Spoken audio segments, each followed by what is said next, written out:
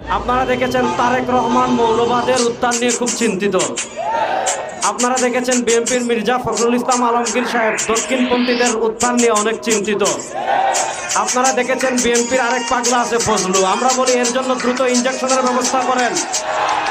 আওয়ামী লীগের টাকলা মুরাদ যেভাবে এই দেশে থাকতে পারে নাই, বিএনপি ফজলু যদি আলেমদেরকে নিয়ে বাড়াবাড়ি করে, আলেমরা তার দীপ্ত জবাব দেওয়ার জন্য 24 ঘন্টা প্রস্তুত আছেন। আমরা তারেক রহমান এবং বিএনপির কাছে জানতে চাই, মৌলবাদীদের নিয়ে আপনাদের এত চিন্তা, দক্ষিণপন্থীদের নিয়ে আপনাদের এত চিন্তা, ইসলামপন্থীদের নিয়ে আপনাদের এত চিন্তা, খুনিদেরকে নিয়ে আপনাদের এত চিন্তা নয় কেন? গত 1 বছরে আপনাদের কর্মীরা একজন আরেকজন 100 জনের বেশি কর্মীকে তারা খুন করে ফেলেছে। আমরা জানতে চাই, চাঁদাবাজদের নিয়ে আপনাদের এত চিন্তা নয় কেন?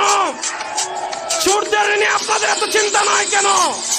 আপনাদের কর্মীরা বালু চুরি করে, সিরাজের পাথর চুরি করে। সুতরাং আপনারা মৌলবাদদের নিয়ে চিন্তা করতে হবে না, ইসলামী রাজনীতি নিয়ে চিন্তা করতে হবে না, চোর টাকা সন্ত্রাসদের নিয়ে চিন্তা করেন।